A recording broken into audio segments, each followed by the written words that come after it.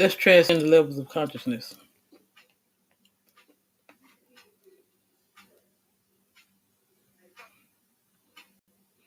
Should I say, let's discover the presence of God? How about that?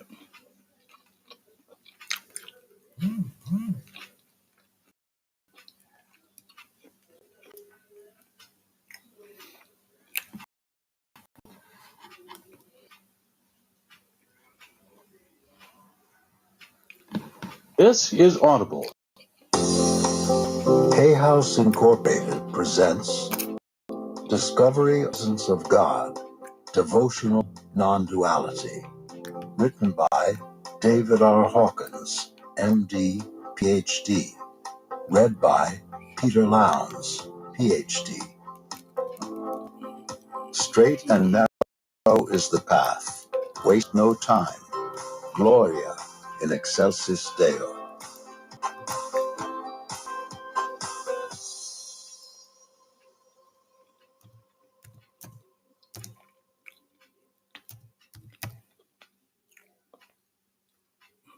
Forward. Prior written works plus recorded lectures have provided an organized body of information and verifiable data that have occasioned numerous study groups worldwide and translation of the works into the world's major languages. Consciousness research has resulted in the widespread dissemination of information not previously available to mankind. While the primary thrust of consciousness to facilitate spiritual awareness and identify verifiable truth, it was also educative to apply the same techniques to elucidate the evolution of consciousness and its expressions over time, as various of civilization and history, as reported in Truth versus Falsehood. These included a study of the world's great religions and the verification of teachers and teachings of spiritual truth over the ages, which are of great pragmatic value to the spiritual seeker. The totality of the foregoing results in a distillation of critical premises that constitute the essentials which need to be known in order to facilitate the evolution of spiritual consciousness in the individual seeker. This is especially so for the serious devotee of spiritual truth as the pathway to enlightenment. The way is both confirmable and subjectively experiential. Thus, the pathway of devotional non-duality is a direct course to enlightenment via clarification of core essentials that merely await activation by decision, intention, and dedication of the will. While revered literature and scripture by teachers of spiritual truth and enlightenment are available worldwide, their historic works were not written, verbalized, or contextualized for ready comprehension by the modern person who is now more formally educated. The current human mind is often off by seemingly extraneous teachings that are intertwined with traditional religions, such as unfamiliar languaging or ecclesiastical doctrine that incorporates primarily ethnic observances of time and location. By over-inclusion, the extraneous becomes confused with the essential, thereby decreasing as well as credibility and clarity. For truth to be true, it must be so throughout time, which means, therefore, that it must be verifiable and confirmable in the present day as well. The realization of truth is not only a radical, experiential, subjective state, but also a condition that is confirmable by the methodology of consciousness research. Thus, the reality of a spiritual state is verifiable both from within, experiential subjectivity, and from without, confirmable objectivity. That is, validated by Descartes' res interna, cogitans, as well as res extensa, the world as it is. Therefore, In order to serve the objective requirements, included are the calibrated levels of all chapters, the work as a whole, and important statements. In addition, in Appendix C, there is a description of the simple technique whereby any integrous person can independently confirm the level of truth of any statement or principle, the validity of which does not depend on a specific teaching or belief system. What's up, Steve? How you doing today? Preface. The discovery of the method of how to tell truth from falsehood, and also how to calibrate the verifiable degrees of truth, opened up for examination and redefinition the entire human experience over vast periods of time in all of its cultures and expressions. As in the discovery of the compass, telescope, or computer, the new information recontextualizes common human beliefs, experiences, and examines them from a higher perspective and clarity of definition. Like prior advances of knowledge, new discoveries result in a mixed response of excitement and pleasure from the more adventurous to argument and resistance from the pessimist or skeptic. Thus, while part of the mind is stimulated and uplifted by new discovery, another part longs to cling to the familiar, even if it is flawed or grossly incorrect. New discovery brings challenge as well as promise, and actual value is derived from practice, application, and experience over time. Of value in the advances in the understanding of consciousness are redefinition, clarification, and recontextualization that reveal meanings and comprehension at greater depth. What follows is a distillation of pragmatic applications of confirmable truth for seriously committed spiritual endeavor, and to that end is this work dedicated. Gloria in excelsis Deo. Introduction. The straightest way to spiritual evolution and advanced states of consciousness is via the field of consciousness itself, which is the nonlinear radiance of divine energy that is the substrate of all that exists. The condition of enlightenment is the state of pure radiance that shines forth as the presence, self. The self is the essence of spiritual existence and reality as subjectively known by virtue of effulgent identity. The radiance and effulgence of the nonlinear self are autonomous, consequent to relinquishment of the linear ego positionalities and emotions that preclude their realization. The phenomenon of enlightenment is thus analogous to the shining forth of the sun when the clouds have been removed. The radiance of the sun cannot be acquired, forced, or obtained, all of which are linear concepts consequent to the suppositions of the ego mind's belief in cause and effect. There is no cause in enlightenment any more than there is a cause of God.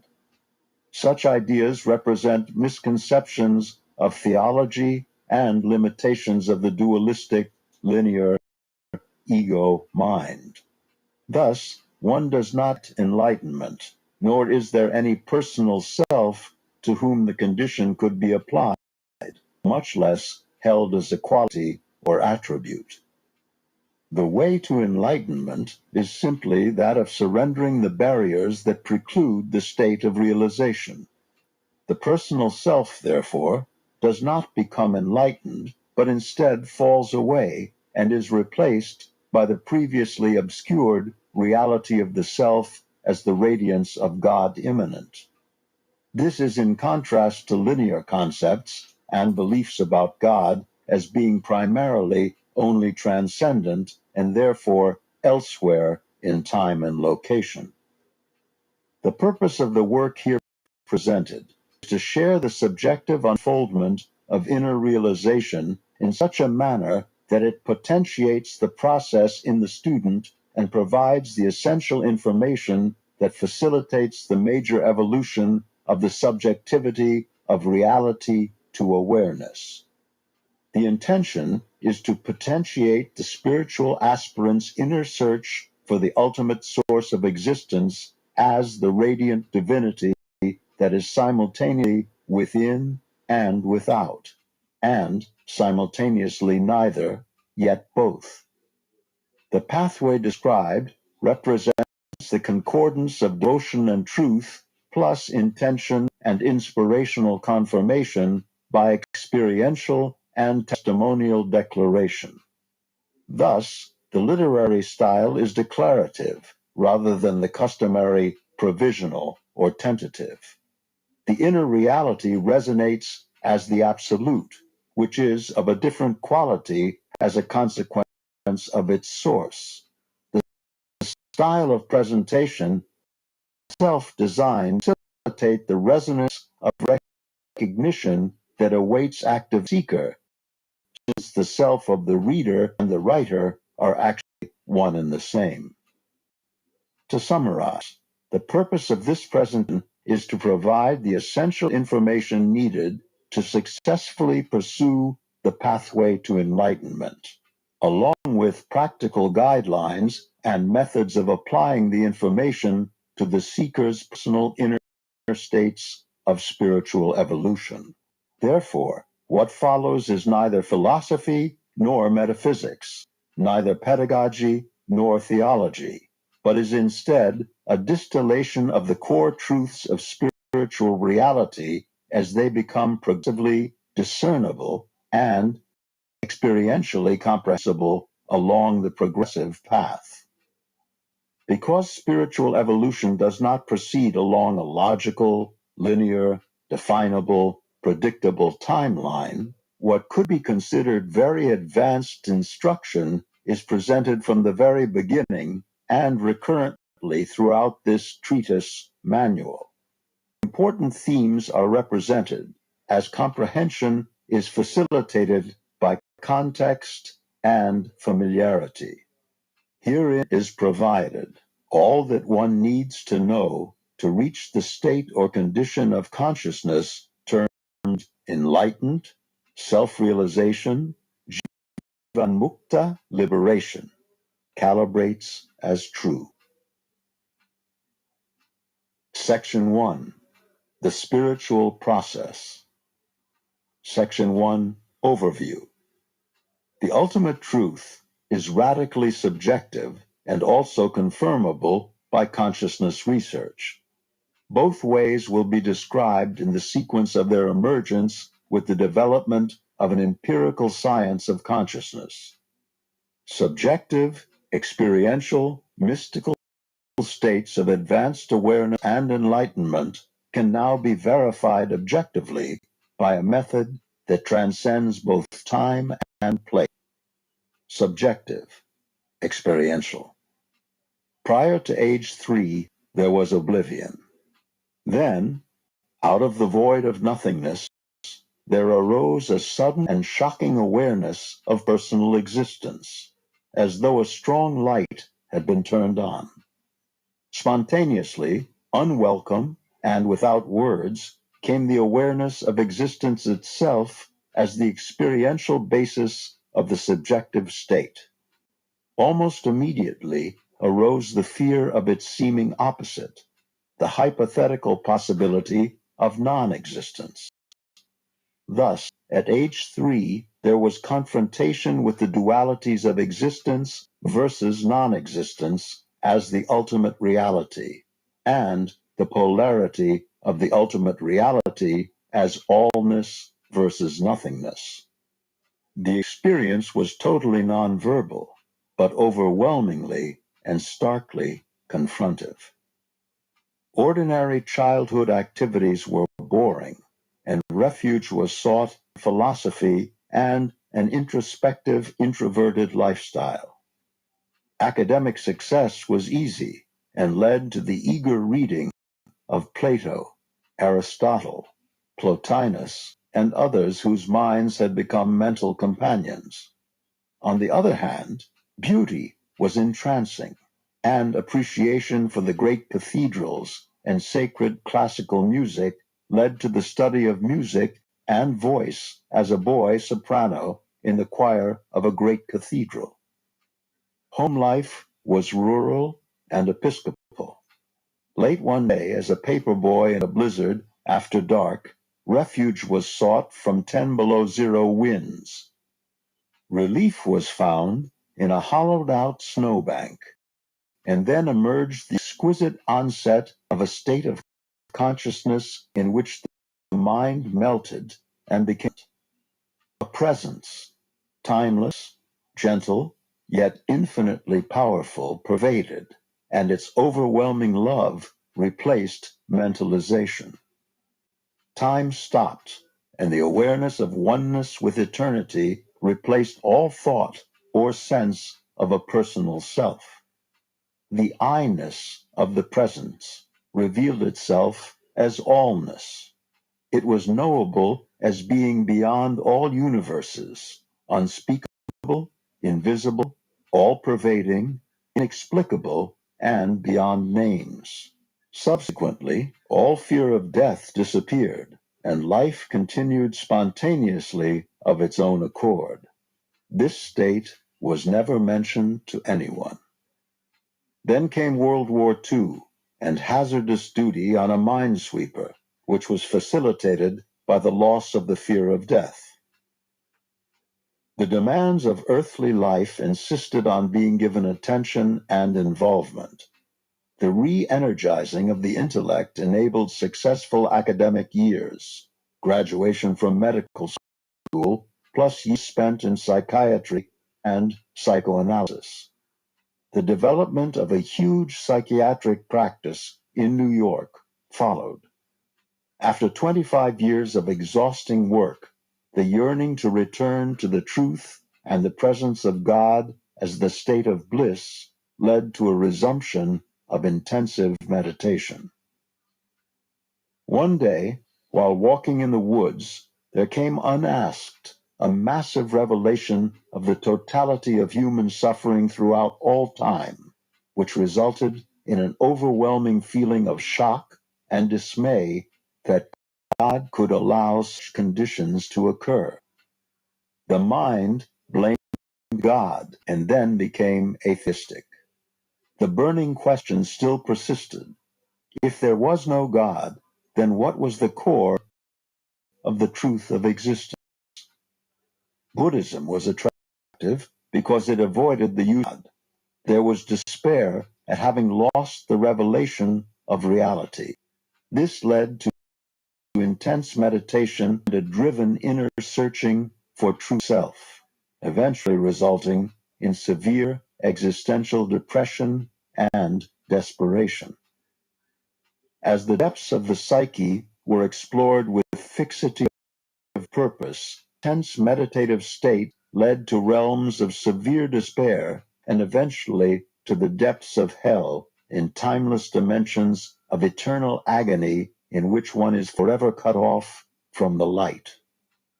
The depths are endless, and one comes to the knowingness of the meaning of abandon hope, all ye who enter here. The terror of eternal isolation followed without any hope of its termination or even relief by extermination, for there was not even the possibility of death as the ultimate escape. Next followed the surrender of hope itself, which was replaced by a timeless dread. Then, from within, a silent voice cried out, "If there is a God, I ask for help." This was followed by oblivion, and then the mind went into a state of silence. Finally, awareness returned, but the appearance of the world had changed and was dramatically transformed. It was now a silent, unified oneness, magnificent in its brilliance that shone forth the divinity of all existence.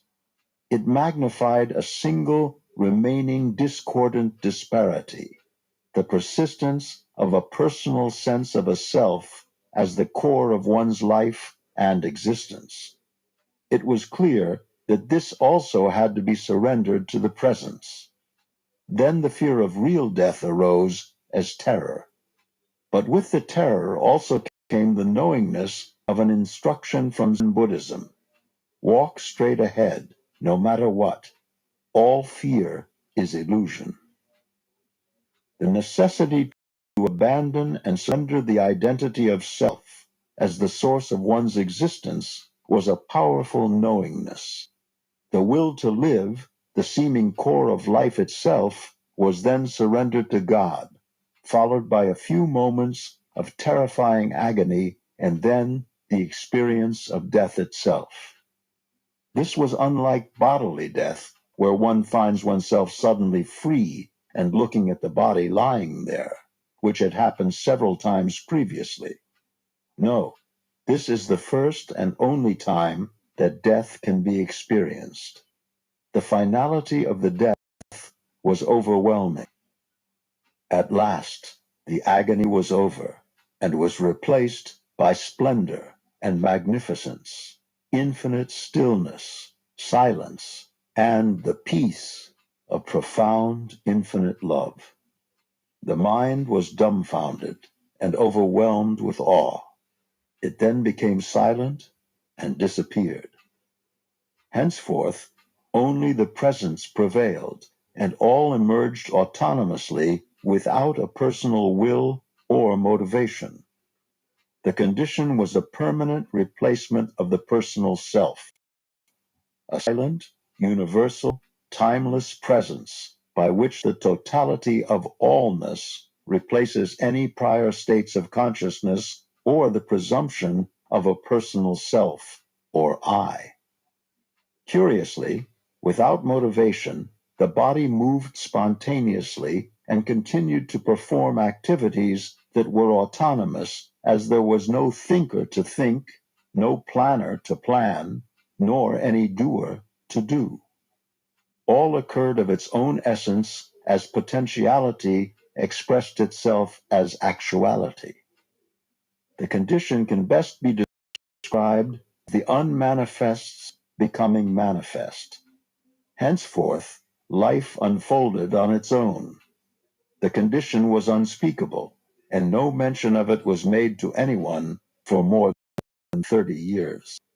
The condition eventually required leaving ordinary worldly life and moving to a remote rural area for years of meditation, solitude, and adjustment to the state. Within the condition, understandings spontaneously arose that were without thought. As a prior Hinayana Buddhist, I had believed that the ultimate reality of the Buddha nature was nothingness or void. That was an error, because voidness itself is a belief system that, however, had recurred as an experiential reality during meditations in this lifetime. With the constant pursuit of the pathway of negation, attachment, or aversion to form, the condition of voidness would return, enormously impressive, infinite, beyond space, time, or description, omnipresent, all-pervasive, and beyond all thought or volition. Yet, despite its seeming nonlinear totality, there was the awareness of the absence of a critical quality that had been experienced as a youth in the snowbank. The exquisite softness, the at-homeness, the familiarity, the recognition of the essence of the totality of reality as all-inclusive love. This quality of love is beyond joy or ecstasy and is intrinsic to the state of peace. Strikingly, the void is very similar to the ultimate state, except that it is devoid of the love that is the very essence of divinity. Without love, the void is like infinite, timeless, empty space. Devoid of the quality that identifies it as divinity, the void is a limitation. This appeared to be the final, great polarity duality of the seeming opposites, the resolution of which permitted the realization of the self as the allness and oneness out of which creation emerges. The prior paragraph calibrates at 1000. The development of consciousness research. After years of solitude, there was a stirring to once again include the world. People asked questions, and so a sharing, teaching function began. Yet, there was still no way to explain the inner state or demonstrate a pathway other than by the traditional modes of providing information, inspiration, and instruction on meditation. Then, fortuitously, there was an invitation to attend a lecture on kinesiology in a class taught by Dr. John Diamond. While the class and the teacher contextualized the kinesiological response as a local phenomenon, it was witnessed by this state of consciousness as an impersonal response of universal consciousness itself.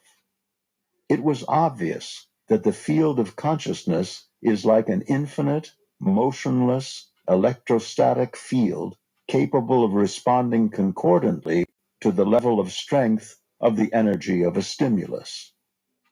It was easily demonstrated that what is true or pro-life resulted in a positive response. Yes.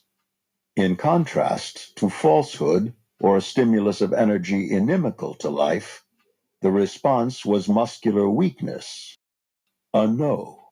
Then it became clear that the response was actually not a yes versus a no, but a yes or a not yes. With study, the kinesiological response was found to occur along a gradient that was aligned with the level of energy of a stimulus. A spectrum of responses appeared concordant with the quality of the stimulus. This observation led to the experimental improvisation of an arbitrary mathematical scale.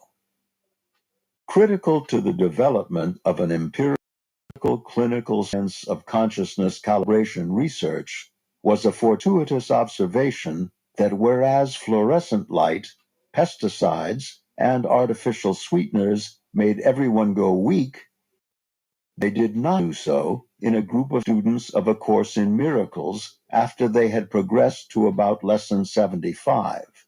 The course consists of 365 daily lessons. Thus, the kinesiological response was related to the level of consciousness, cessation of seeing oneself as a victim of external causes, and reowning one's power.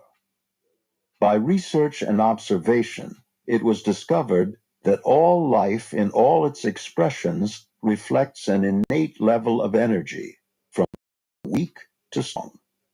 This spectrum led itself to the development calibratable numerical scale that proved, however, to be impractical due to the extreme numbers that were required to keep pace with their numerical designation.